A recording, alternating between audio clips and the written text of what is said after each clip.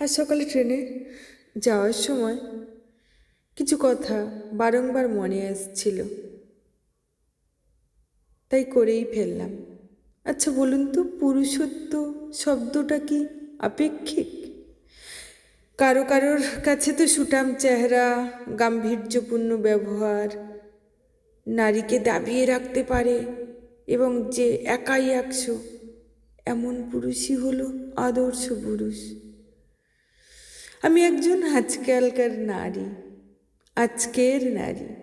আমার কাছে আদর্শ পুরুষ মানে যে ছোট থেকে ছোট বিষয়গুলো নিয়ে নিজের স্ত্রীর সাথে আলোচনা করে এবং তার ভাবনা এবং পরামর্শগুলোকে মান্যতা দেয়।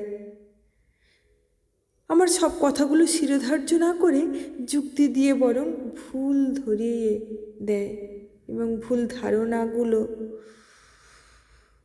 মুক্ত করে আর ভুল ধরানোর চেষ্টা করে এবং ভুলটাকে ভুল আর ঠিকটাকে ঠিক বলার ক্ষমতা রাখে, কিন্তু কখনোই সেটা অপমানে পরিণত হয় না।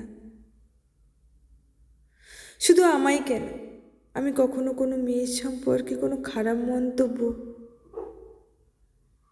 করতে শুনিনি অনেক পুরুষ মানুষকে। আর এই হাজার হাজার বছরের সম্পর্কগুলো যদি এমন হতো, যদিও আমার চিন্তাধারা নাও মিল থাকতে পারে আপনাদের সাথে,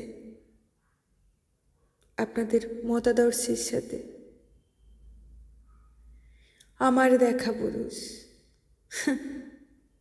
মান্যতা দেয় না। সে নিজেকে আমি পুরুষ বলে বড়াই করে। তুমি তো ভুলে গেছো পুরুষ শব্দের অর্থ অনেক কিছু বহন করে চলে। তুমি হয়তো ভুলে গেছো পুরুষত্ব কাকে বলে। শুধু নিজেকে জাহির করা আমি সুন্দর, আমার সৌন্দর্যের কাছে সব কিছু মলিন,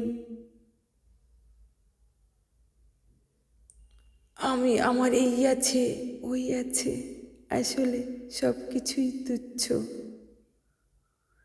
একটা মেয়ের কাছে তার শখের পুরুষ, তার পুরুষের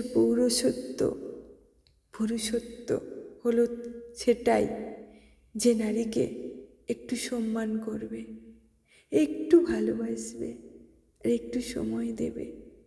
সব কিছু মেয়েরা হাসি মুখে মেনে নিতে পারে, কিন্তু এই যে মনের মানুষটি, এই যে তার কাছের মানুষটির কোনো অপমান, ওই মেয়েগুলো, আমার মতো মেয়েরা কখনো মেনে নিতে পারে না। হ্যাঁ, সত্যিই মেনে নিতে পারে না।